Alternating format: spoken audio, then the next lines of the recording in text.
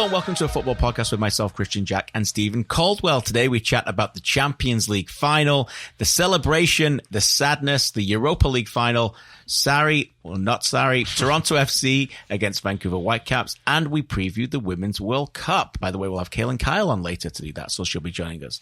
But the European season is officially over. How are we doing, boys? Sorry about your team, Shawnee. How did you take it? Tottenham losing. Oh, it was terrible. A difficult day for you? Yeah, it was a real rough one. It ended up with me just watching like the history of Tottenham on YouTube and just to make yourself feel worse or better? Yeah, and crushing a lot of beers. I got tucked into bed pretty early. Did I see on social media you were watching it with a family of Liverpool fans? Is that how it works? My whole family, we have Liverpool roots. Yes. And me being a contrarian my entire youth, I was like, no, I'm going to pick another team and watch David Ginola as a kid, and he was the magic man, and so I started there. And then they bring me sadness. You were served a whole dose of very poisonous medicine on Saturday for that decision of being a contrarian. But good for you for sticking to your guns. Stevie, we were together for the Champions League final. I guess it's a little bit sad, isn't it? The European season's done and all wrapped up, but I guess there's lots of things to look forward to. By the way, thanks to the amazing Wade Elliott, who sat in my chair last week, basically can take my job anytime he wants. But thanks, Wade. Anytime you're back, just let me know and I'll take the weekend off. No, we wish you were there, KJ. It would have been brilliant, the three of us. Shawnee put in a good shift. Did a great job. As your role, but there's nobody quite like Christian Jack, so it would have been amazing if you were here. So we miss you, mate. But we were together. We took the red eye home from Vancouver on Friday night to get back to host an event, Footy Talks, on Saturday. It ended up being Liverpool 2, Tottenham 0, an early goal and an early controversial goal, and a late goal from substitute Origi, who, boy, does he ever get big goals. I think he only scores big goals. Saw somebody, by the way, compared the Origi goal to the Gary Lineker World Cup 1990 goal, which was very almost identical against Germany, where it just peeled off and left foot strike into the corner. Almost celebrated as much as that goal. But in the end, I don't know where you want to start here. I don't really want to spend 10 minutes chatting about handball rules, but we are going to have to talk about that, aren't we? But let's talk an overall picture first of all. The game was really poor, really disappointing. Were you surprised? Yes, I was surprised. It was really poor. There was no real moments of genuine quality from either side. Two sides that produce quality on a regular basis, and I was surprised that Liverpool were so defensive. I know they got the early goal and they felt that was probably the best way to go, but it was very defensive. In the end, it was the right tactic, of course, but I think that was a risky game. And then I was disappointed in Tottenham Hotspur because when Liverpool sit back that deep and give Spurs so much ball to create very little real clear-cut chances was surprising for me. I know second half they had a bit of a push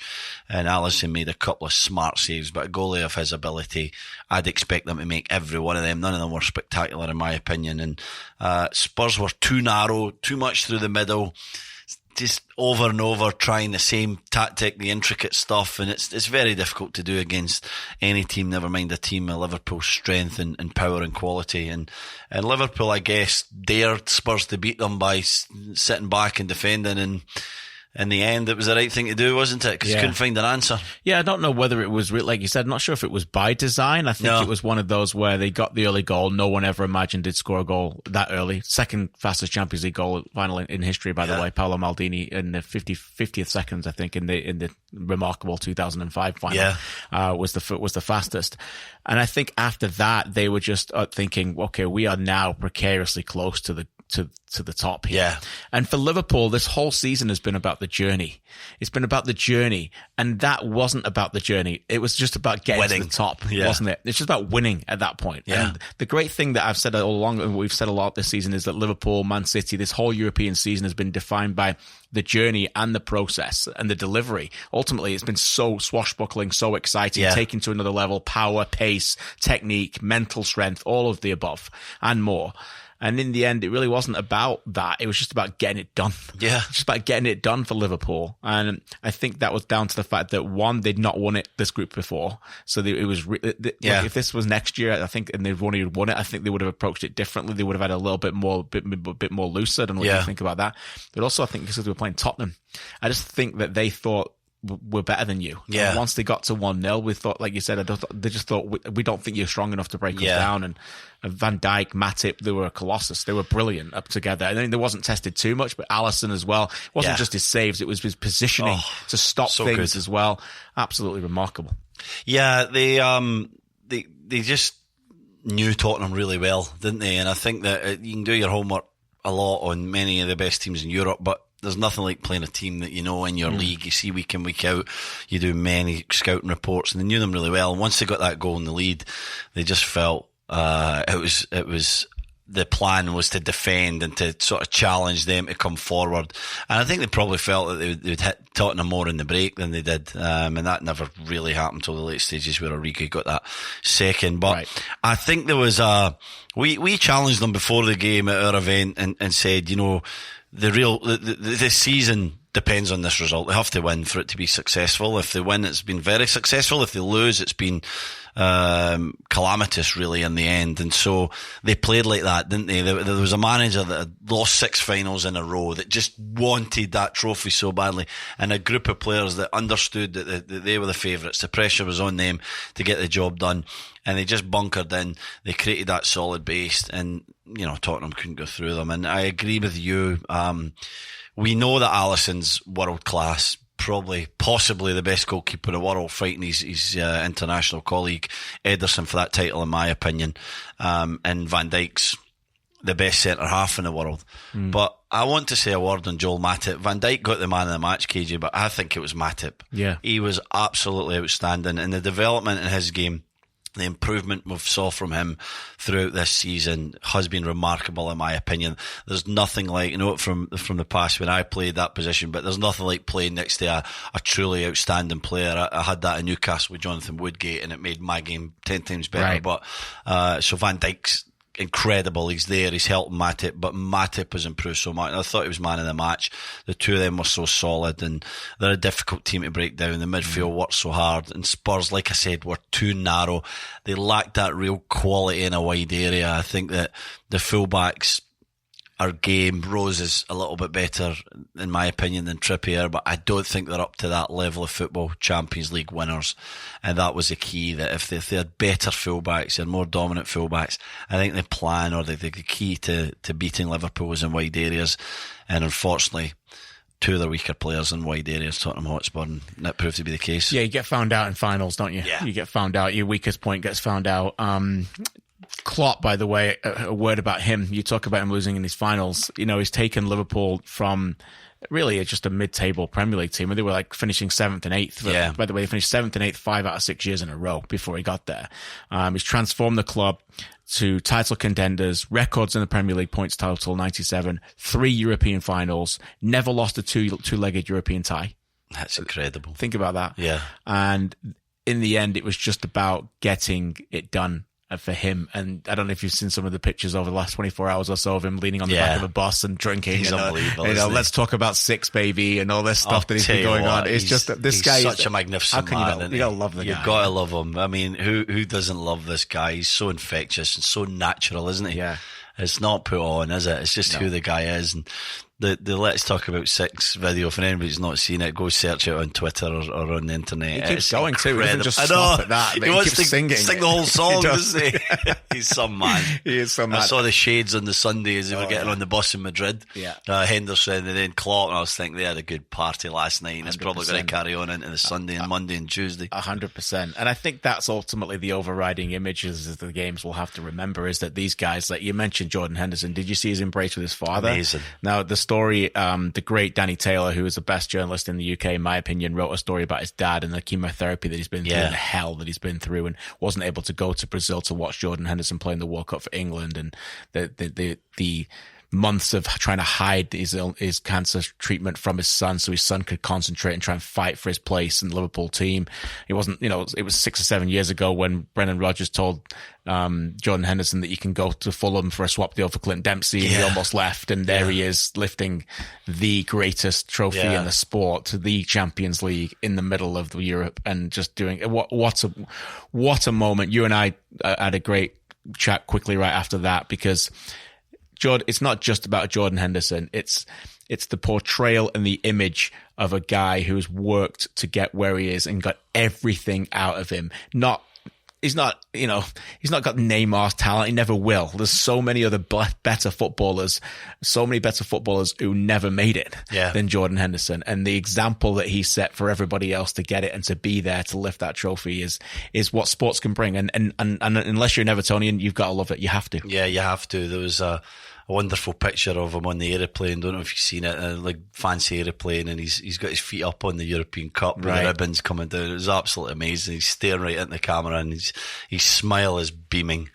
This is a guy that's worked so hard, like you said, to get to that level and never gave up. And anybody listening, any kids listening, any budding young soccer players, football players, determination is a very valuable asset. I promise you.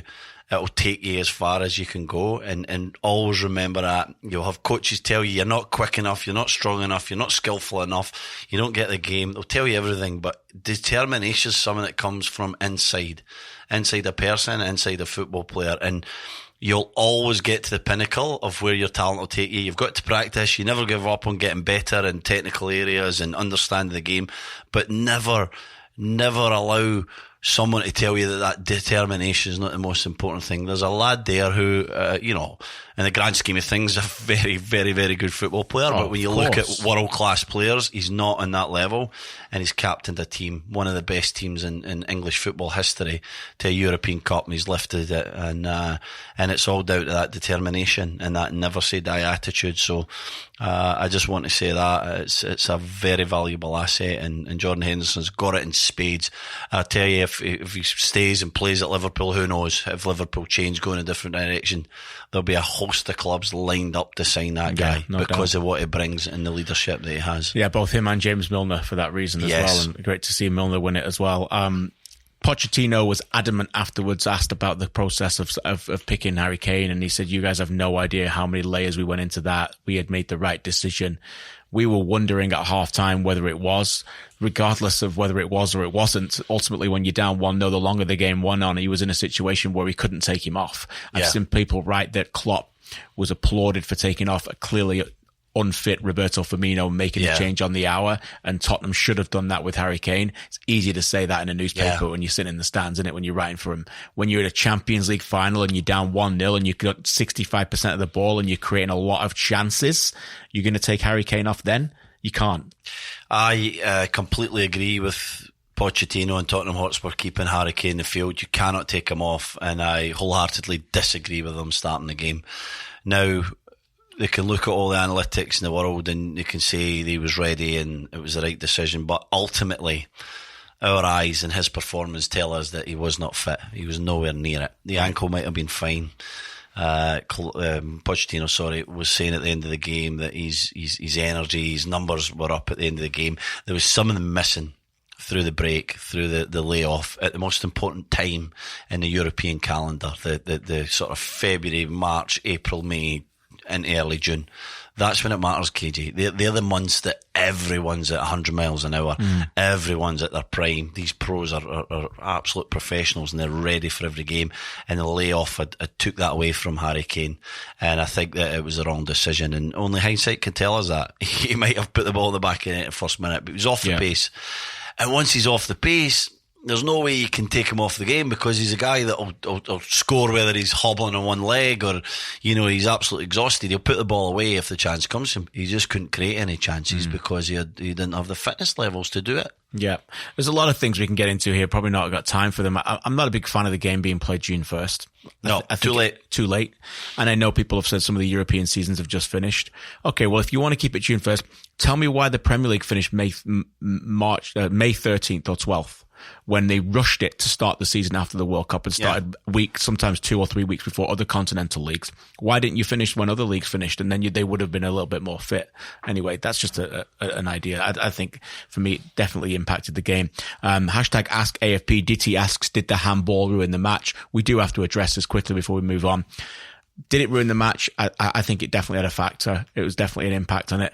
Was it even handball? Lots of things out there. You can go read them over the last couple of days about the new handball rule and now taking away the intent, and some people suggesting even that Sadio Mane just kicked the ball deliberately at Moussa Sissoko's arm. I'm not quite convinced that was it, but me and you were doing an event, and at one point I found myself asking myself, why am I even bothering asking this question? We were evaluating how long Musa Sissoko's hand was up pointing to his opponents while he was stood in the box. I'm like, what is this game coming to?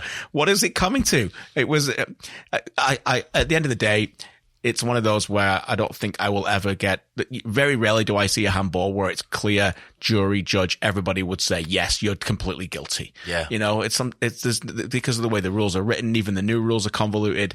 It's just an annoyance. It's just an annoyance I could do without. I'm glad you said that. It was sad, wasn't it? Yeah. It was sad that this is the biggest game in, definitely European club football, maybe world club football. Yeah, no doubt. The Champions League final. And it was decided, it was ruined by a handball, a ridiculous, absurd handball. Now, this is our game, isn't it? This is the fans' game. This is the players' game. This is the people's game. Soccer, football, whatever you want to call it. And why don't we get everyone in the room, the key stakeholders, and get an opinion from everyone, and ask them, who wants this? Who wants a handball every time it grazes or smacks off somebody's hand in the box? Who wants that? The players want that? No. The coaches want that? No. The fans want that? No. Nobody wants this, KJ. So why don't we make a sensible decision as a group, the rule makers, FIFA, UEFA, the rule makers of the game, a sensible decision, come to an agreement that X, Y, and Z is a handball and other things are not. And this one to me is ridiculous. Sissoko's doing a good job. He's pointing back. He's whether he leaves the hand up too long or not, who knows? But he's pointing. He's telling his defender, "Hey, the guy coming in here, make sure you got him." It comes off his chest, then off his arm. Total fluke, total luck. His arm isn't stopping the ball going into a dangerous area. It's basically come off his chest first. It's diverted off his arm.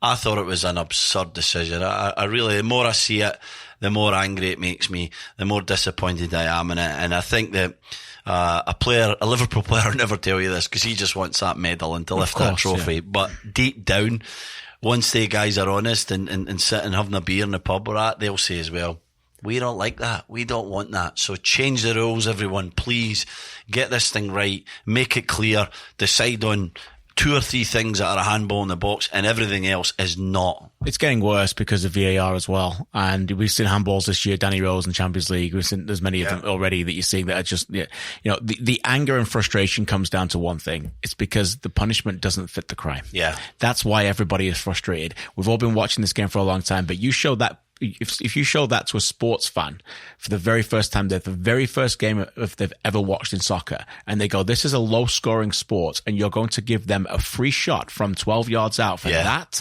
they're going to go, what on earth have you created here? Yeah. So why about, and this is not going to happen, but I've said this for many years, why don't they have indirect free kicks? Yeah, I was just going to say that. Right? For certain handballs. The only ways you shouldn't get it, I don't want a penalty at all, okay? Oh, never. Never for indirect handball. Free kick, okay? Yeah. Intentional handball that denies a goal-scoring opportunity, red card. Right. Okay. There's your punishment, right? Intentional handball that the referee believes the ball is going in the net, red card, indirect free kick. It's punishment enough, 10 men, okay? So there you go. Don't want penalties. Yeah.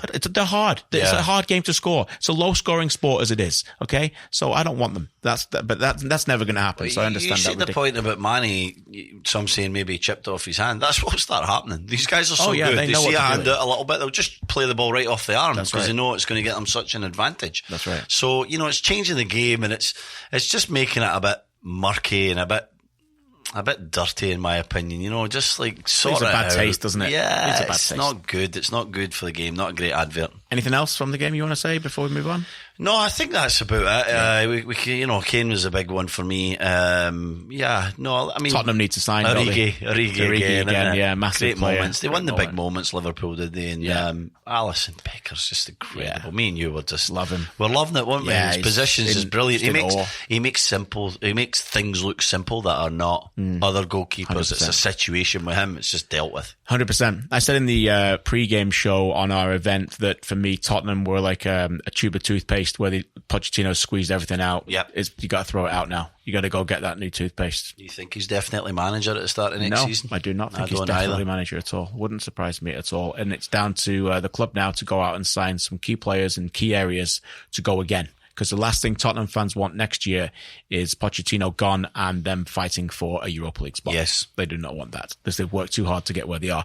We will get to TFC Vancouver shortly, but quickly a word on Chelsea Arsenal. We have to tell a story of how we watched this game. Yes. So you know that I consistently watch sporting events as live without knowing that happened when they're not necessarily live. In fact, I'm doing it right now. We're currently in the studio and England-Pakistan in the Cricket World Cup is happening. It's a massive game.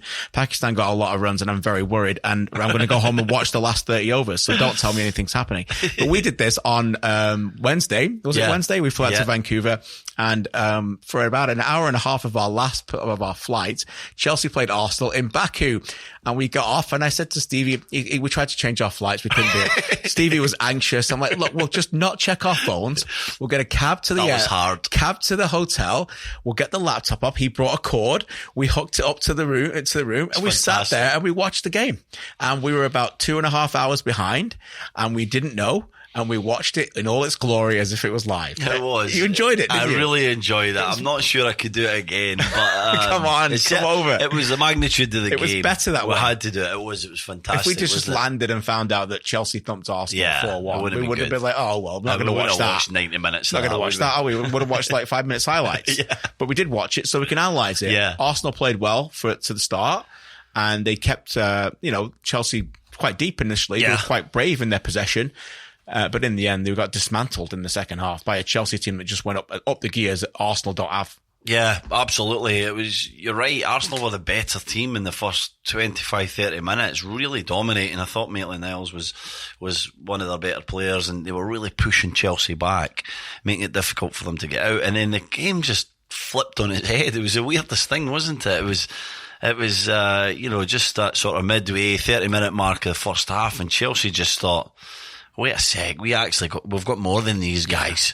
We're just going to come out and start taking the game to you. Again, brilliant. He was everywhere. He was all over the field, kept getting into that wide right position, just causing problems. You can't stay with the guy.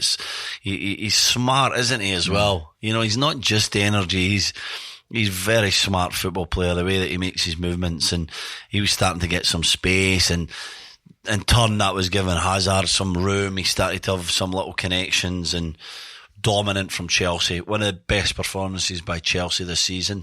Arsenal were abject, to say the least, but Chelsea were really good, KJ. Their football was sensational. Whenever Arsenal felt, especially in the second half, they could maybe get a bit of pressure. It was 1 and 2 touch stuff into the middle, out to a side, and then right in on the back 4, back 5 of Arsenal, and it was very impressive stuff. I thought that Chelsea were excellent, and their talisman again was of course Hazard. They're going to lose him, but there's enough there. I mentioned Juninho in our top 50. Yeah, you did, yeah. He was excellent again. Yep. I think that there's more to his game.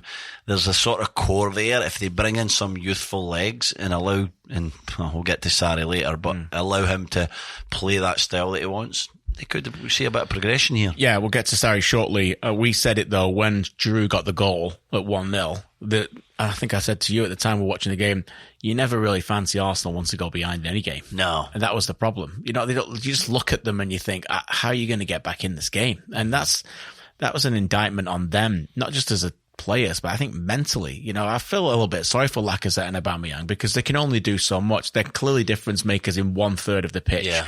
But behind them, there's really no technicians. There's no leaders. Yeah. There's no real guys who can help them and feed them that way. Alex Iwobi's a nice player. He came on and made a difference. But what does that say about Arsenal? Exactly. He came on and made a difference. And that brings me to our next point. Mesut Ozil. I'm glad you brought it up. Mesut Ozil is still missing, isn't he? Where's he gone? The papers are up in Azerbaijan missing. He was gone. I mean, it was absolutely pathetic. It was shocking. And then to make it even worse, he gets subbed off in a final when they're down and they need goals. Yeah. And he's like walking off the field. Yeah, he looks so... Like, sprint off the field and give your team a chance to get back in the game. His body language and demeanour Deplorable. Is awful, isn't it? Yeah. We talked about a guy who lifted the European Cup on Saturday night who squeezed everything, Jordan Henderson. Yeah. Then you have this guy who's going to argue that Mesut Ozil's not 10 times better player 100%. Than Jordan Henderson. Yet, I know who I would want in my team first. Every day of the week. Right. Every day of the week. The guy who's going to give you 7 out of 10. I know what he's going to give me. I know what he's capable of. He's going to give me his best. He's going to bring out the best in other people. And you've got a guy there, Mesut Ozil, a waste of talent. I don't even know how I can say a waste of talent, because he's going to go back at the end of his career and he's going to write his honours down. He's won La Liga and he's I don't care World about Cups. That. And he doesn't make difference. He's not a difference maker in a big game. He's going to be disappointed with what he's done in his career, because he should have done more. And he should have had more to his game. He should have been able to grab a game like that by the scruff of the neck and take it on. And he's not done it again. Big problem. Major wages, and going to be almost impossible to move him on. Do you take a hit? Do you just get him out your club? I think Unai Emery will be pushing for that, KJ. He doesn't want him anywhere near that football club, because he's a bad influence on a lot of people, a lot of players. Completely agree. Okay, 2 Friday nights, Canadian classic derby / rivalry / snooze fest. I don't really know where to go here. We ended up Vancouver Whitecaps 1, Toronto FC 1. We were there. We expected an all action-packed, high-tempo clash just to keep up the Eastern audience a little bit, keep them awake. But no, they all went to bed because they put them to sleep. Yeah. It was a really dreary game. A poor game that both managers admitted to me at half-time really lacked the tempo. That was the kind of the word they were using at half-time to get them firing. Mark Dos Santos was very unhappy with his team. As he said in his animated interview with me, Greg Vanney, before he went to address his team, spoke to me at half-time and said the same thing. They had a lot of the ball. To be fair, TFC should have won this match. They almost lost the match. So, you know, what does that say about them and their consistency going forward? Concerns about Terence Boyd, who missed 2 golden chances. But in the end, I think the Whitecaps, even though that they gave up the 90th minute equaliser, probably were more content than TFC, because the Whitecaps know who they are. Yeah. The Whitecaps know who they are. They play a system. They're deep. They're comfortable playing deep. They played deeper than they wanted to. They weren't brave enough in possession they wanted to, but that sometimes is a consequence of when you get set and comfortable in that, you don't always want to break out. Of course. So they would have taken a draw against this TFC team. But the manner in which they got it probably didn't please them. But TFC were just left again scratching their head about the way that they set up in the game, the balance, the overall quality, the fact that they allowed again the goal to come from nothing. Yeah. Really, Jordan Hamilton gave the ball away. Greg Vanney was furious. I've never seen him like that for a long time. Furious about the manner in which they gave the goal away. And again, TFC, after a decent performance, left asking a lot of questions. Yeah, let's address the goal, the penalty kick, and then the goal from Whitecaps. Hamilton gave the ball away. He shouldn't have gave the ball away, but there was 3 or 4 examples of that in the second half. So there's something wrong with the TFC shape, right? So let's address that. Yes, he should have kept the ball. They're too vulnerable. They were open. They were wide open. Drew Moore made a great tackle maybe 5 minutes before, where the same man, Jordi Reyna, was breaking forward. Big impact on the game that he had. So, you know, the setup of TFC is wrong. The organisation is wrong. They were a side who were dominating possession, but they're vulnerable. And then let's talk about the general game. I think that what I saw from the Whitecaps is what I expected. They were deep, they were defensive, they were difficult to break down. They don't have enough pace in the team to transition from that deep to any sort of real meaningful attacks. Venuto was the only guy with any real pace. Everyone else is pretty one-paced, and that's an issue. If they had more pace in that one of the midfield slots, maybe 2, they could break and get support to Montero and Venuto quicker, but that didn't happen. And TFC dominated possession. They were comfortable, but it wasn't good enough. It wasn't good enough from TFC. They had a chance there to go for Vancouver, to really test them more by upping the tempo and becoming more relentless and consistent with the attacks, but it wasn't like that. It was like a testimonial. We used to say that about games. We come in at half time, it was anywhere near that slow. I don't know if I ever played in the game that slow. Why was it so slow though? Because TFC, because they have to up the tempo. The number of times. I guess that's my point, is just that why are they playing it so slow? Like they should see what the Whitecaps are like. They should know that they've got more talent than the Whitecaps. So if you go through the gears and you play it with quicker and you move over from one side to the other, surely they're going to be opening them up. They were far too comfortable to defend against. You know what infuriates me about TFC? Even when they play it well and they go from right, I always think they're better when they go from one side to the other quickly. And they actually did it 3 or 4 times. And when they get in that other side, there is no end to the action. There's no cross, there's no shot, there's no attempt at goal. And that to me is their biggest problem attacking wise at the moment. Once you swing a team like that, a team that's set up to defend, you must have an action. You must have a shot at goal. You must have something that comes from it. And the number of times, not picking on Justin Morrow or any real particular player, it's a mindset in that team. But they get in a good area and they take the opportunity and I'll just leave it. I'll come back out and I'll go back into the centre and I'll go again. And you're like, there's just passing for the sake of passing. The number of times there's space to drive into where, you know, Larea had one where Vancouver were out of shape. First half, I couldn't hold it in. I think I broke in as Luke was talking. I said, why doesn't he drive into space? Again, I'm not picking on Richie Larea. It's just a mindset. Yep. Drive into space, confront a Whitecaps midfielder, and then play a 2v1. Have someone move off it, get into the little pocket, and go through the gears. They don't recognise when to up the tempo and up the pace. And that to me is a big issue. That to me is a mindset from the players. Where does that mindset come from? It can only come from Monday to Friday. Right. It can only come from coaching. It can only come from a head coach and a coaching staff that are not standing on the edge of that technical area saying, why don't you go faster? Screaming, losing it in front of them to make them play faster. Why is that not happening? We don't really see that. We see Greg Vanny talk to you about it for 2 minutes at half-time, KJ. He was aware of it. But we should have been looking down for our gantry, looking eye, and you should have been, 10 foot away from him saying, Greg Vanny's been furious 10, 12 times in that first half because the chance was there. Right. TFC had that game in the first half. They weren't playing too bad. They were dominating possession. A good team, a big team. LAFC would have been 4-0 up. Atlanta would have been 3-0 up. DC would have been up. Many teams, Seattle would have been 3-4-0 up. They would have went for the throat and went for the game. And TFC, maybe it's where they are mentally right now. They're vulnerable. They're anxious. They're obviously not playing with confidence.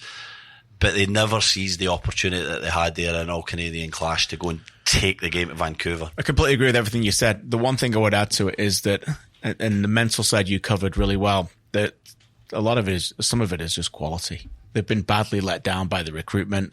And for me, I actually liked Pozuelo playing where he played in that game. Yeah, I've been saying it for a while. I want more forwards ahead of him. More touches, 65 of 73 passes. We'll get to Liam Fraser in a minute. 92 of 97. He was very good and was the man of the match performance. So you've got Fraser at the base. You've got Pozuelo with another midfielder. You got Altidore up top. Well, this time they play Boyd. But if you play in a 4, then you should have 2 players either wide who are genuine attacking, like in a good team. Yep. In a good team, you've got Jordan Morris and Rodriguez. Yeah. Do you know what I mean? Yeah. Those kind of players who Josie Altidore can come deep and he knows that they're going behind him. Yeah. And you're giving the opposition's defense questions, or do I have to step back with them? Then spaces open up. Then Pozuelo's stepping into that space, and then suddenly he's got 3 players to pass the ball to. Yeah. And that's how good teams work. Yeah. And they know that they need to go out and get at least one of those players. My concern would be, I'm not sure if they know that they need 2. That's my concern. They don't have wide players. Greg Vanny continues to having to manufacture wide play. He's done it in the previous game against San Jose, where he played Morgan and Morrow down the sides. Yeah. I don't like that. To me, you're taking away what your best left back does. Justin Morrow's a left back. I'd like to see him play in a left back in a 4. I'd like to see that going forward, but you can't do that consistently when you've got no wide players. Yeah. That's the concern. I'm with you, and I think the coaching staff admitted this down on the sidelines. Occasionally, when they don't have the ball, a lot of their independent assignments, they're running all over the place. They're not sure where they should be. Yeah. And that's a concern as well. So lots of question marks. Look, Omar Gonzalez is coming. I broke the story this morning. We'll get to that in a second. That's going to help them defensively. It's an enormous gamble. You think it's the first sign they need? It's an enormous gamble. No, they need attacking players, but they're coming. I think at least one is coming. But I will say this about the Omar Gonzalez signing. It better be right. Yeah. Okay. Omar Gonzalez is going to be 31 in October. He hasn't got a great deal of mobility. Yep. Okay. But what he does do first is defend. Yep. So that's the one thing that they need to get this right. Is he an organizer? He's going to have to be. He's going to have to be a leader, a big-time leader. A big-time leader. And as I said, someone said to me today, a cornerstone. That is how they view him going forward, a cornerstone. The one thing I would give them credit for is that they have addressed their defense. And I said this the first day I did TSN broadcast for TFC this season, the first game in Philadelphia. I said this: we will know a lot about TFC when they board that plane to Vancouver. I said it. Give them March, April, and May, and then you have to evaluate that club. And they've looked at it and we've gone out and bought Laurent Simon. We've got Drew Moore, Chris Mavinga, and Eric Zavaleta. And they've addressed that and they've looked at it and goes, we need someone else. Yeah. They've quickly they've realized that. They said last year they need to go get that guy. They got Laurent Simon and they're not happy. Yeah. They're not happy with him. So you got to give them credit for that at least. But no, it wouldn't be my first area of need. But maybe they feel like they're gonna get other ones as well to come. It's a mess. It is a mess. I'm sorry to interrupt, but I'm not certain that it's a player. I think it's a mindset. Yeah. Right. I think it's going through the entire squad. I think it's a mindset. I don't think they're set up to defend. I don't think they're properly organised behind the ball, behind any attacks. I don't think we've addressed they don't attack with any pace or any real identity. But even when they lose the ball, they're very vulnerable. And so I know Gonzalez is a quality player. I've not seen him play a lot in the last few years, but I think I played against him when he was in MLS with LA Galaxy. But I just think that it's a mindset, KJ. I just think that they need someone to galvanise that back line and allow everyone else to understand what it means to defend. You know, as a defender, as soon as your team start to go in the attack, if you're a proper defender, you're thinking, what if? What if this happens and that happens? So immediately you're going, you go in there, you shuffle a little bit to the right, we're going to get this right at the back, and we're going to be on the front foot, we're going to be ready for what might happen. You're not watching the attack. You're actually thinking negative. Yeah. This attack's going to break down. Where are we vulnerable? Yeah. And I don't think TFC think like that. Right. I don't think it's any slight on the player that Mavinga is in terms of on the ball, or Zavaleta, or Drew Moore, or Simon. They've all got quality. A few of them are MLS Cup winners. One of the guys played for the Belgian national team. Like, we're not talking about average players here. We're talking about guys that are not set up with a mindset to defend. The one thing I want to address when we're talking about Gonzalez and we're thinking about wide players, it's actually turning into a bit of a wide player league, this. You think about the best wide players. You think about Elise, Houston Dynamo, top class, one of their big players. Blanco in Portland, unbelievable. Johnny Russell, Sporting Kansas City. Morris, Rodriguez.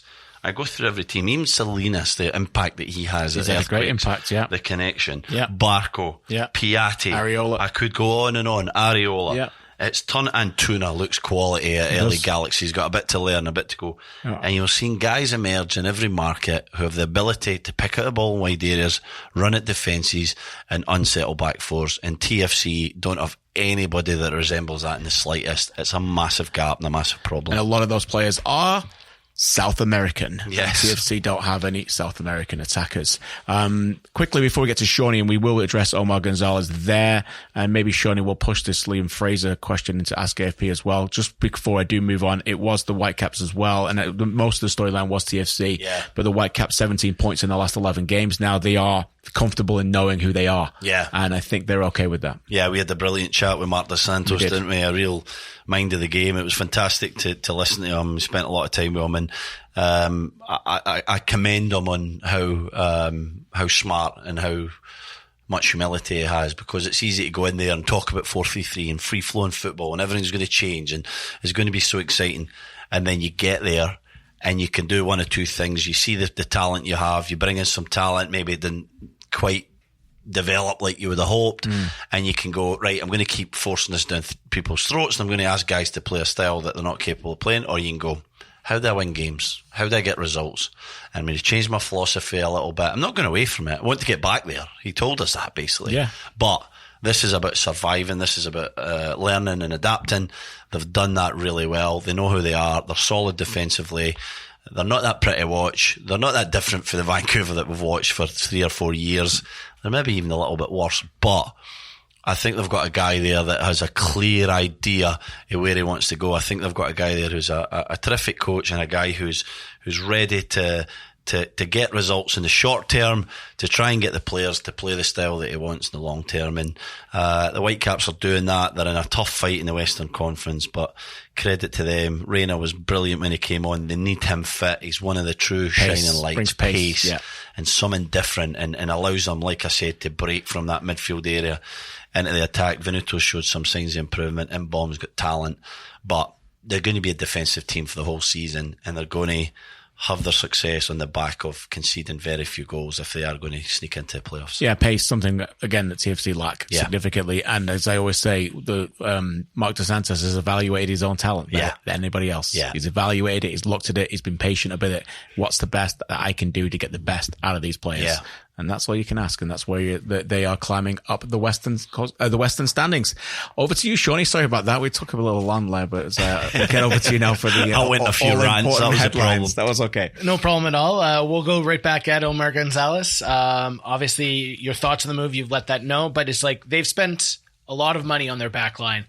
Do you see any of the defenders moving out, or do you see this as just as an addition to the back line? I think they'll go. I think one will go eventually, don't you? I mean, they need to. Why don't they? I mean, they have to try and get rid of one. They have to get rid of one, or and I've floated this idea out a number of times, and this comes from nobody inside knowledge. It's just my own knowledge and my own thoughts about the game. Is that, or you play Laurent Simon permanently at right back? Yeah, that's the because they don't really have any like this. Arrow being in, Arrow being out. Nick De Leon playing there sometimes, Richie Lareid playing there sometimes. You want to build a really good team, and you want to go, okay, let's play with a back four. And suddenly you're going, okay, let's go Laurent Simon, Omar Gonzalez, Chris Mavinga, Justin Morrow. Well, it's starting to look like a decent back four. Because I'm sorry, even when he's in the team, Arrow's not been good enough lately. No. Nowhere near good enough. So but I don't necessarily think they're going to do that. I've not heard anything from inside. So I think one of them, you can't carry 5 centre backs. I mean, what's the point? Unless you really go to a back three for the long term. Yeah. But for all our accounts are that he doesn't want to play that. So he doesn't want to play that, and Greg Vanney doesn't want to play Simon at right back because it's against his philosophy and how he sees the game. He likes fullbacks to be high, and he likes them to be agile. I agree with you, KJ. I think it might be a decent option. I think a team conceding too many sloppy goals need to get a bit more solid. And we mentioned Mark Dos Santos going away a little bit from what his true beliefs are in the game, and maybe Greg Vanney has to do that a touch as well. But one of the guys have to go. I mean, I don't know the exact numbers, but they'll be out soon. And when you see the numbers of the 4 that are there and what Gonzalez is going to be on, it's incredible, and it shows the real lack of balance within that squad. It's a salary cap league. You've only got so much money with TAM and DPs and whatever else you can bring in. It's a salary cap league, and the balance is not right. And they've got guys that they don't trust on too much money. Is there, to follow up on that though, is there value around the league? Like, does anyone interested in any of these, or are these a buyout candidate type situation for the players leaving? It's a hard one, isn't it? I mean, they're not going to move Drew Moore. No. So, I mean, Drew Moore is an incredibly high character, a very important man in the dressing room with the rebuilding this on the fly, this character that lacked them last year. And he knows that he's in his final chapter of his career, and so does everybody else in MLS. So, I mean, we come down to Laurent Simon. I don't think they're going to be able to move him. No.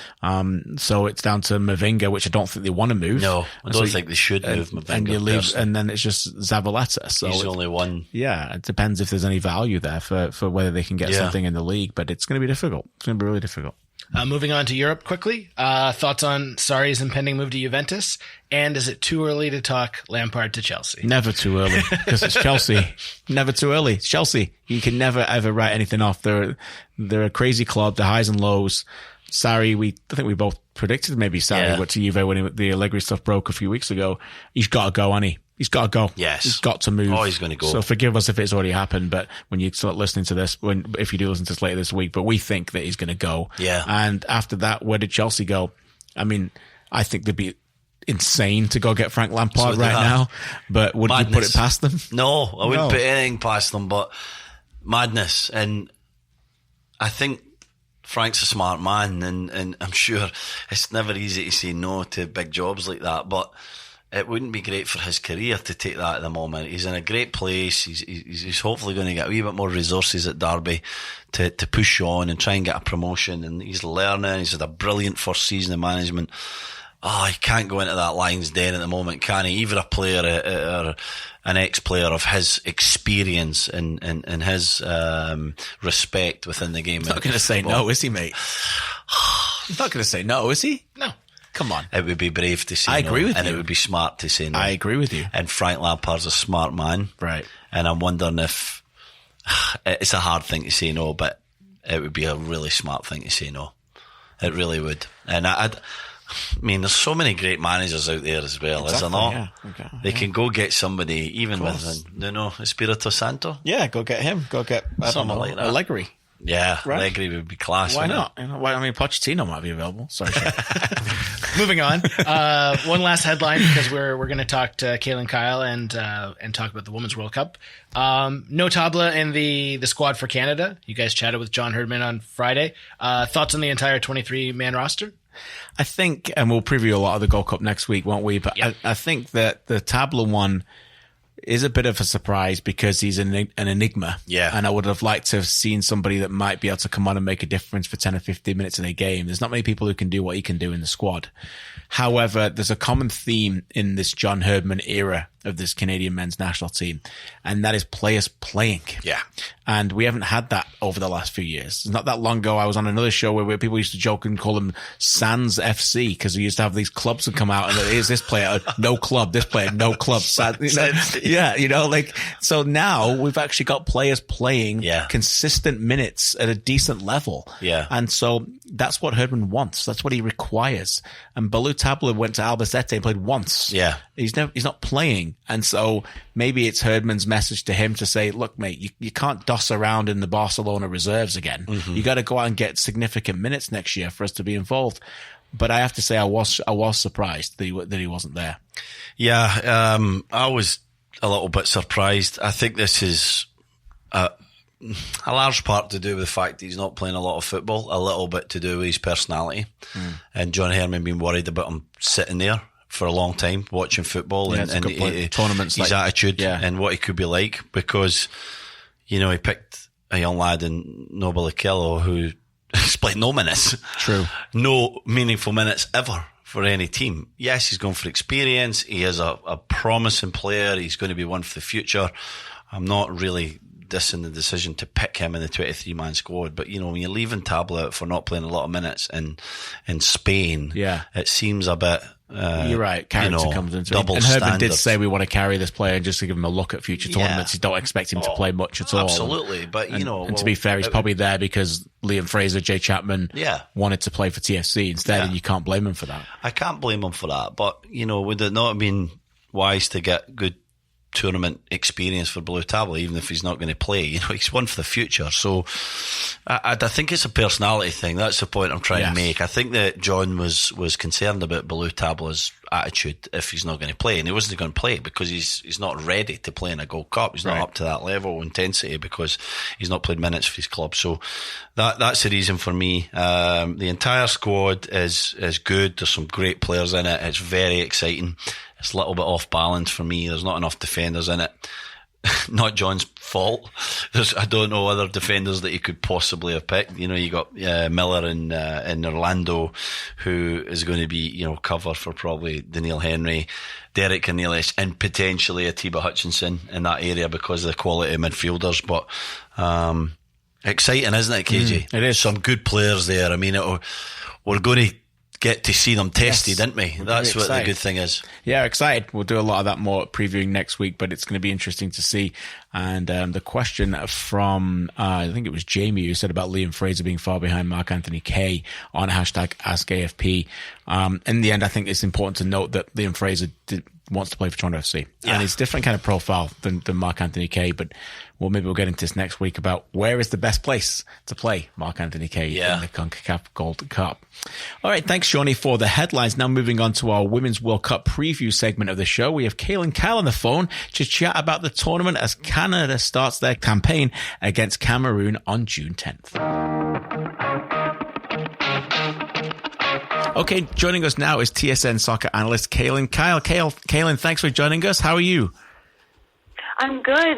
Just got to Toronto. There's no snow, so I'm happy about that, coming from Miami, obviously. But yeah, it's good to be back in Canada and miss it here. Good to have you back. So I guess we'll start there. Obviously, a fantastic month to come. We'll get into some of the games and some of the storylines in a minute on the pitch. But how excited are you to move over here into this role of being a World Cup analyst on TSN?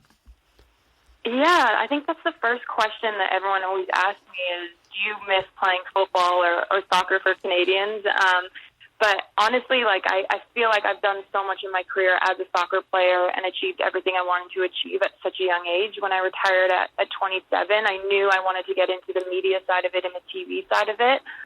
So it's just kind of a perfect gateway for me. I obviously retired earlier than a lot of the other girls, so I got the opportunity with TSN for the Canadian Summer Games with Vic Rauter, and I learned a lot from him. And then I've just been working with incredible people along the way, just kind of learning and understanding it more. Obviously, I didn't go to school for it or anything, so there's a lot for me to learn it and get better at. But I find the more I'm doing it, the better I'm getting and the better feedback I'm getting. So I'm just super excited to be, taking my first Women's World Cup, but on the other side of it, on the media side. Kaylin, Stephen here. This World Cup's going to be back in Europe, in France this year, and there's great excitement around the women's game in Europe at club level and, of course, at international level. What have you seen in the advancements there and the excitement in France building up to what's going to be a terrific World Cup?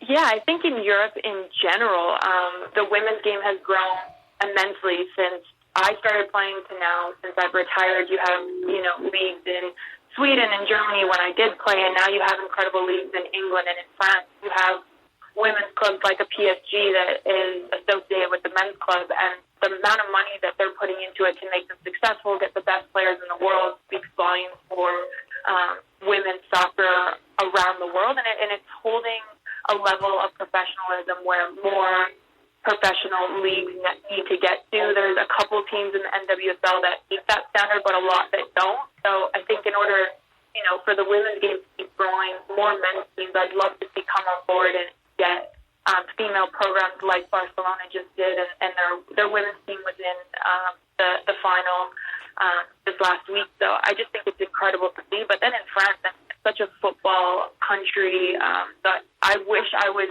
in France to, feel the buzz and feel the energy. But just speaking with Karina LeBlanc, she's there right now with Fox Sports, and so she's been sending me videos and pictures, and she just said that they've done an absolutely incredible job at the host city, and I'm so excited for the tournament to kick off on Friday. Kaylin, we'll get to Canada in a second, but you mentioned France. I'm sure they're one of the favourites in your eyes for this tournament. As long as we're talking about France, who else is it as well that you would think, along with the French and obviously the defending champions Americans, is there anybody out there that you perhaps like better than others to be a surprise here in this World Cup? Yeah, I think Germany. I don't think there's really any surprises. I think the World Cup has the best teams in the world. It's not like the Olympic Games because the qualification tournaments are different. So I think once you get to that World Cup, and especially the group of 16, it's anyone's game. But like you said, I really like England lately. I think they've got a new coach there, and he's been remarkable for them, really changed kind of like their playing style, their mental side of it as well. And then France, I think they're going to be a phenomenal team. But what I know, obviously, in 2015, as a host nation of a World Cup, it's extremely difficult and extremely different, just with the added pressures of media, your family and friends being on ground right there. So we know what comes with being a host country of a major tournament. So obviously France has their work cut out for them. And then, like you just touched on, the Americans, I mean, you look at their roster, and it just makes me laugh. Like, any one of their substitutes on that team would start for any other country in the world.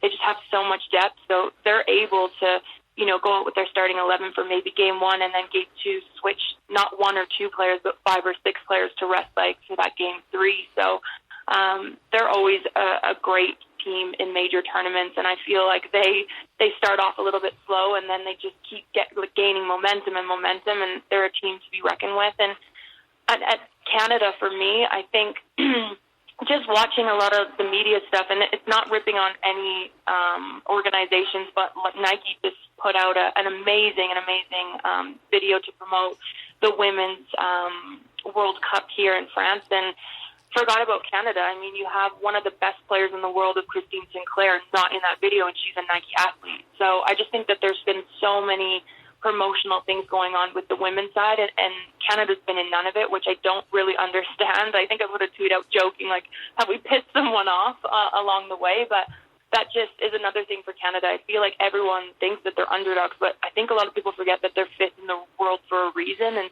it's changed so much even since I left. I mean, the tactical and technical side of this team is so advanced from when I started playing with the national team. I mean, it was, and no disrespect to the coaches or the players on the teams before, because it worked for Canada, but it was long balls. I mean, as a midfielder, my neck hurt because the balls would just always go over top of us, and we'd just be winning seconds. And now it's being confident to play from your goalkeeper out to the back into your midfield and connecting into your front three. So I just think that they have so many technically gifted players on the Canadian team that it's going to be a fun World Cup to watch them as well.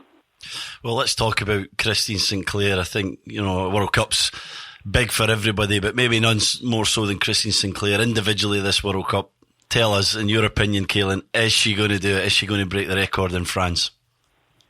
I think so. I think she's been the best player in the world for years. Is she an older player? Has she slowed down? Yes, but technically she's gotten way more smarter because she's had to. So reading how defenders move, reading how her midfields are working, and you see it at the club level as well. In 4 games, I think she had 4 goals and 1 assist. I mean, she's 30. I don't want to age her or anything, but I think she's like 35, 36 now, and she's still in great condition, still scoring goals, and I think she'll break this world record at the World Cup, and there's no better place to do it. And I know this sounds bad, and again, I'm not disrespecting organizations, but I think if she does it, I think maybe she'll finally get the recognition she deserves and gets that Player of the Year award. I mean, she hasn't even been a finalist, the 3 finalists in the past how many years, and I just think it's crazy. I don't know who votes on these players, and again, I'm not being disrespectful, but to have Christine Sinclair not in the top 3, I mean, year after year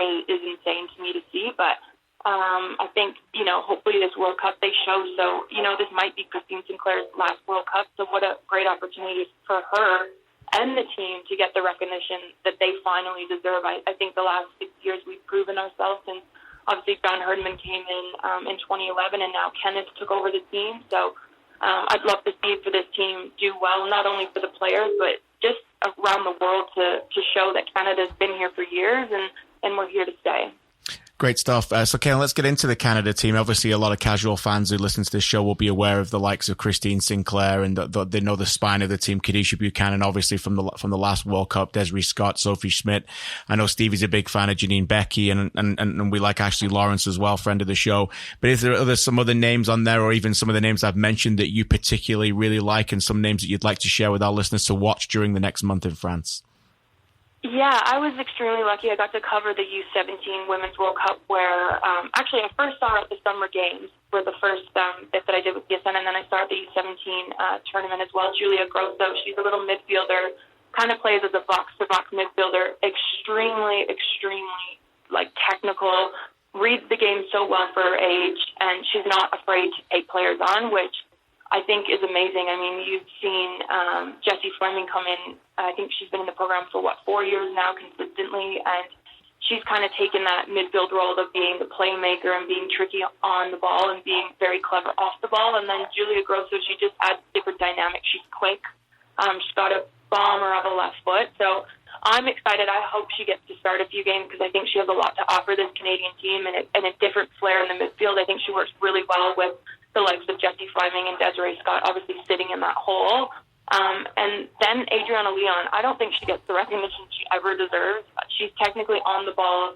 She plays almost like a male player. She's the tricks that she comes out with and the shots that she has on net are insane to see. She usually comes off the bench, and I think, I haven't really seen her start in a lot of Canadian games, but with West Ham United, she started loads of the games there and was extremely successful. Obviously, I think this is the strongest Canadian front 3 that we've had in years, with regards to having depth. Again, not being disrespectful to any past players on the team, but just that technical ability. This year we haven't seen too many goals, obviously, from that front three, but what I like is the goal that we have seen isn't from one player of Christine Sinclair. It's come from last game, like Adriana Leon coming off the bench. So I think she's one to watch as well, and she's a really exciting player. And you guys always touch on her. Ashley Lawrence, for me, is the all-around incredible player. She's playing, obviously, outside back. I love her. I mean, she can play in the midfield. She could probably play as a winger. But she's just a great leader on the team as well. And she's just really exciting. The Dutch have a very young, up-and-coming team and squad, and of course, the Euro 2017 champions. Are they going to be the biggest threat for Canada in the groups, Kaylin? And how do you think they can fare? Can they go all the way? Do they have the quality and the experience to do it? I think they have a really good balance. And like I said before, I think they'll make it out of their group. I think the Netherlands is going to be their toughest match. I think New Zealand, obviously, it's coached by a coach that was our assistant coach in 2015, so he knows the Canadian side well. He knows our platforms and how we play to the back very well. But I think Canada's dominance there is going to be their strength and pace in that match. But yeah, I definitely think the Netherlands, they're big, they're fast, they're strong. So for me, Canada's going to need to play smart, maybe a bit more of defensive game and catch them on the break. But I think Canada will finish one or two in our group. And then, like I said, it's the round of 16. It's literally anyone's game. I was looking at the bracket a couple days back, and there's no easy game. Like, usually there's an easier path to the final. Like in 2015, we kind of had an easier road to the final until we hit England, which at the time, England should have been an easier game. But I think, once they get to that 16, then see who they cross over with. But definitely think they should make it out of their group, maybe first or second. But the Netherlands, for me, is the game where it'll be, I think they'll all be exciting, but I think the Netherlands will be, back and forth match for me. And if they do finish second in their group, they would finish second. They would go head to head with the team from second place in Group F, which is USA, Sweden, Chile, and Thailand. And a reminder, Canada are in Group E, Netherlands, Canada, New Zealand, and Cameroon. Last question from me, Kaylin, is about the final destination. We've talked a lot about the journey. You're going to be on it with them as well. What ultimately will be a success and I guess failure for Canada? Is it down to just that last 16 match? If they win that and get to the last 8 and make a quarterfinal, would you be saying that it's a success? And if maybe they don't, then maybe that'll be a big disappointment. Is it as fair to say it just comes down to that one knockout round? No, I honestly think if they don't get past the quarters, I think this team will be very disappointed with the quality and depth that they have on this team and the technical ability. I think, just from speaking with a few of the girls, the final is what they see. And I know when you always ask players and you always ask teams what's the goal of the tournament, everyone's like, bring the World Cup back home to their home nation. But I genuinely think, speaking to these girls, you can kind of feel it in their voice. They want to win a World Cup. They've gotten bronze the last 2 Olympics.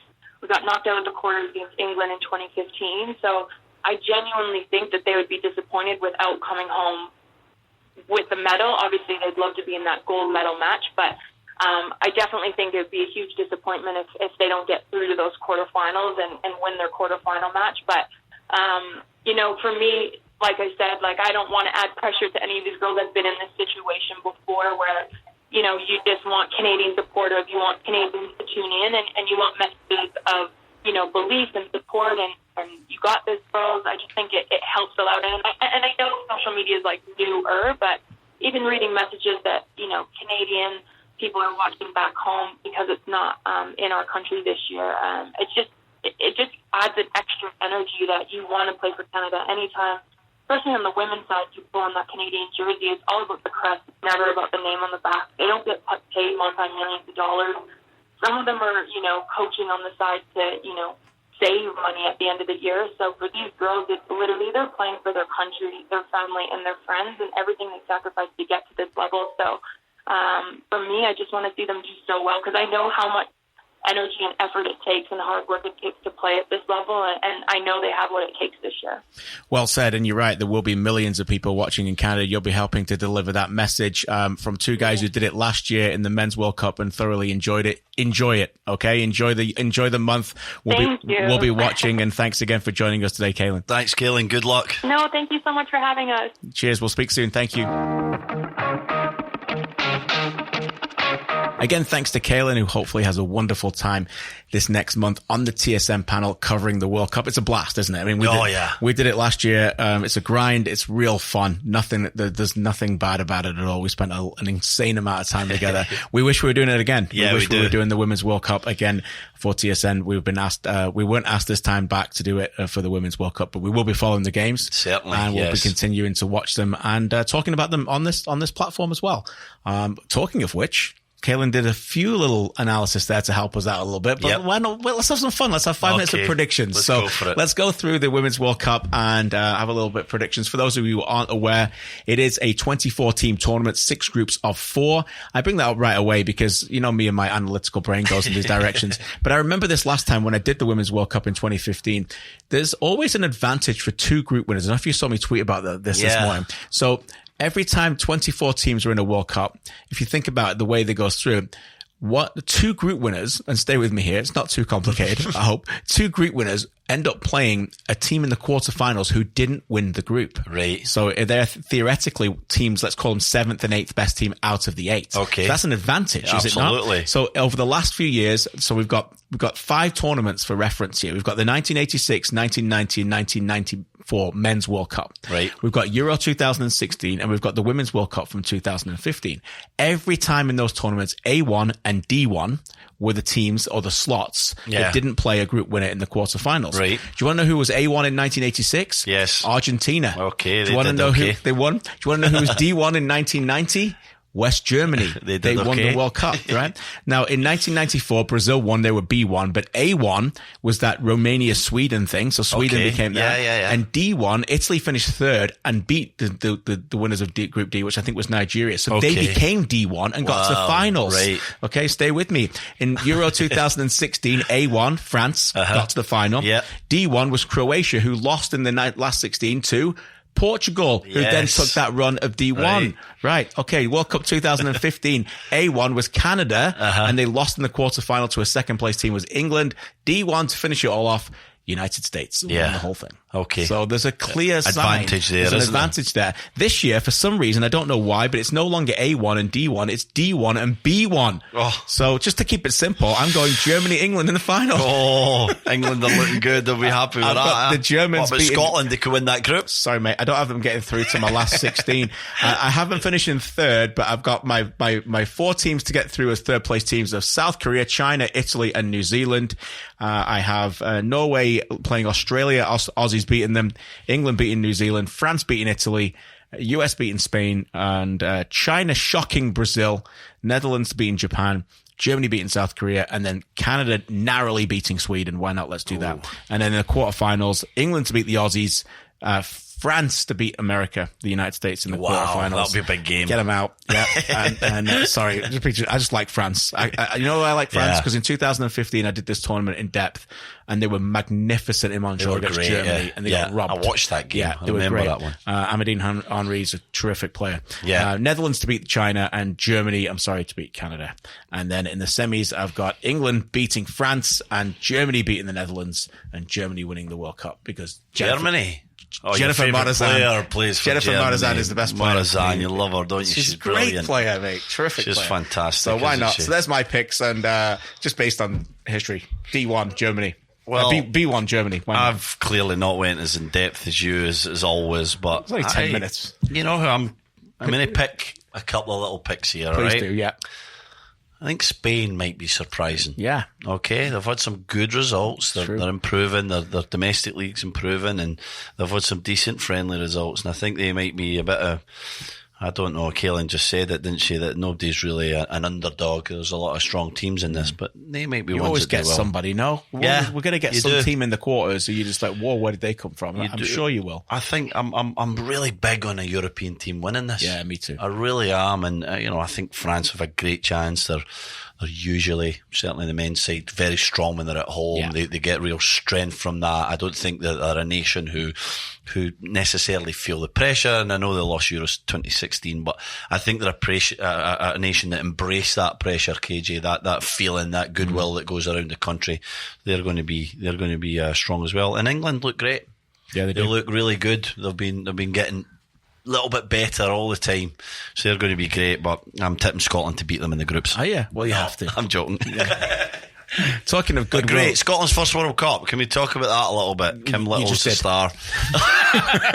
Shelley Kerr's done a wonderful job there. She's a fantastic coach, I hear. I know people that did their coaching badges. Well, why try to cut me off? Let me talk about my Scotland for a minute or two, you know. And a real credit to the nation that they're actually there, and they're in a tough group, but credit to them. They should enjoy it and embrace it. And it's great for football in the country. Nothing like a real World Cup, eh? This is going to be tremendous. And I think there's a big report coming out tomorrow, I think, in terms of just how popular the women's game is becoming around the globe. So it's great to see that. You talk about the nation embracing it and the mood of France. Well, Luke Wildman will be there. So we'll get some updates. We should get him on the phone. We'll get him on the phone, will we? I don't know if we will. He probably won't come on the phone because... Why? He's Luke, isn't he? He'll probably be walking around the Seine or in some cafe or something like that, do you think? It'd be miserable as sin one near the end of the walk. We'll get him near the end. Get him near the end. When his family's gone home and he's all by himself. It's miserable. Everybody else is drinking wine and he's like, I'll have a glass of water. And we'll get him on and send him messages on Twitter, say, just put pressure on him. Because sometimes, you think Luke's not on there. Trust me, he's on there more than us. All right, over to Shawnee for #AskAFP. Thanks, KJ. A couple questions before we head out. Obviously, we had a lot to talk about the Women's World Cup, so it's a little shorter version of Ask AFP. James asks, what's your overall impression for the quality of play in the CPL? Better, same, or worse than expected? It's a good question. One I find hard to answer because I haven't been to a game live yet, only because I haven't had any availability because of our work schedule. I'm going to go with better, only because of what I've seen briefly on television, that I think the tempo has been a little bit better than I thought. But it's a big week coming up for them with the games for the Canadian Championship as well, to see where they all break away and as well. So, like I said, I'd like to be involved a little bit more in giving a better answer and seeing more games live, but maybe I will be able to get to some more over the summer. Yeah, I'd say marginally better. I think it's been a good start. I think that settled down a little bit. Just need to keep the momentum going. Interesting to see that the League One Ontario representative Vaughan and also the Quebec equivalent, I can't remember what it's called, but Blainville did extremely well against CPL teams. So, that shows you maybe the gap's not that huge between League One Ontario, where my Oakville Blue Devils play, and obviously CPL. Now, the big test is going to be the Canadian Championship. How big's the gap between, say, and Ottawa? We know it's going to be large between Vancouver and Montreal, but Ottawa's going to be a bit of a gap. It just needs to keep going, doesn't it? Just keep the momentum going. Everyone just keep getting out there supporting it. There's been some good players so far. I think Borges has caught the eye at Forge, and it's been quite exciting. Some of the stadiums have been full, and I just hope to see it keep staying on that upward trajectory. I know we're going to talk about Gold Cup a lot next week, but Devang asks, what do you think a positive result would be for Canada at the Gold Cup? We asked John Herman that, didn't we? And he kind of... Yeah. Did he give us a strange answer? Yeah. I don't think he wants to commit to this. Look, there's always fine lines in tournaments of success and failure. Yeah. And a lot of it comes down to one match. Yeah. Okay. And I don't think he wants to commit right now. I can understand this. Just saying, if we win a quarterfinal, it's a success. Yeah. If we don't win a quarterfinal, it's not a success. I think when you're in his life and his mentality has to be based on performance, and the results take care of itself, and sometimes it may not take based on performance. So if he comes out and says, we've got to win a quarterfinal, now what if they go out and play Costa Rica in a quarterfinal and are terrific and get knocked out in penalties? Is that a failure? It's not, is it? So no. But it's one of those where we have to wait to judge it. We got to see what they're about. I want them to go out and really dominate 2 of their 3 group games and dictate the style of play, build an identity, show some character, and have a little bit more moments than they did in the last World Cup. That's not just based on individual players, a true collective attacking unit. Mexico will take care of itself, and then be ready for that game, that Costa Rica game, and go out there and really be in it. Go out there and do it. Yeah, John alluded to the fact that he might make some changes for that middle game against Mexico, and coming thick and fast, didn't he? And The one thing I liked about that answer was that he suggested we're going to get them again in the semi. He felt that, that was a chance, and then they were sort of going to have a go then. I don't want that to be a chance. I'd rather see them have a bit of a go in the group game. Yeah. Really attack the group. You're right, 2 big performances against Martinique and Cuba. Attack Mexico as much as they can in the second game and have a bit of a go. The result will take care of itself. And then, I'm going to put my neck on the line. I think they need to win a quarter-final. I've said it all along. They're probably going to be Costa Rica. They've got to win a big game and get to a semi-final. If that happens, terrific tournament. Young guys have got experience. 2, 3, 4 guys will have certainly really rose to top in terms of performances if they things happen, and there'll be right prospects. They'll be better for it, having went through a Gold Cup campaign for the future, and the country will be better for it. But I'm with you, KJ. It's too basic to say win or lose a quarter final and it's a success or not. You're right, they could play terrifically well, but they played pretty well against Jamaica 2 years ago. That's true. And they went out, so they've got to win. Tournament's about winning, Shawnee. They've got to win, find a way of winning, get to that semi-final. It'll be a terrific tournament. Last question, and obviously, as we said at the start, the European season's closing, but there's so much international soccer. John asks, what are your thoughts on the Copa America, and who are you most excited to watch play? Argentina and playing in Brazil, if they could somehow pull it off, is the thing that tantalizes me the most. I don't know about you. That's a story. The drought since '93, Messi's chance again, losing finals consistently. I mean, good to see. It looks like Barcelona said Suarez is fit, and good. So he's back. And I think Guido Pizarro actually just got called up for Argentina for a late there was an injury. I think Palacios got hurt, but Brazil's group's comfortable. Bolivia, Venezuela, Peru will be difficult. They should be fine at home. Neymar's a trouble. He's troublemaking again as usual. Yeah. That's a storyline that won't go away. But for me, I'm excited about Argentina. There's a lot. I love South American football, so I love everything about it. Chile, Paraguay, you name it. Colombia. There's so many exciting games there. We're going to love to watch many of them. But the story's messy in Argentina. Yeah, one of the best games I've watched in the last 5 or 10 years was the one last time, Chile and Argentina, the final. It was incredible, KJ. Remember we were texting back and forward when we were watching it. Just the pace and the randomness of South American football. It's 18-yard box to 18-yard box, and they just attack. I don't know how they keep up the energy and the pace. There's no tactics to it. It's just a random technical game, and so I'm excited for the tournament. I think it's going to be great. I think Venezuela might be quite interesting. They've got some good players. They've got some youth. They're finished way down. I think they were last in the World Cup qualifying, but they're getting better, so that might be one to watch. They were in the semis when they're not in the Under-20 World Cup, I think. And Peru are going the other way a little bit, I feel, so keep an eye on that one. But the story's Brazil and Argentina. Brazil is always a story. They're expected to win every tournament they're in. When they're at home, it ramps up 100%, doesn't it? Yeah. So can Argentina cause a big upset and maybe defeat Brazil? It's going to be great. Messi will be well up for it after his disappointing end to season with Barcelona as well. And as usual, we will be watching many of those games and covering them here. Gold Cup, Women's World Cup, Copa America. Busy summer for us again. We're not going away anyway, and not going anywhere until at least July 7th, when all three of those wrap up on the same day. That's it for this week. As you guys have noticed, need 3 hours for that show. By the way, we may actually need 3 hours. Yeah, that's it for this week. As you guys have noticed, we've moved to our recordings to Monday during the European off season, so keep an eye out on Monday evenings for the podcast to drop. Once again, thanks to Dylan, to Sean, to Clay, and you, of course, the listeners. Without you, we would be nothing. See you next Monday after Canada play Cameroon in France.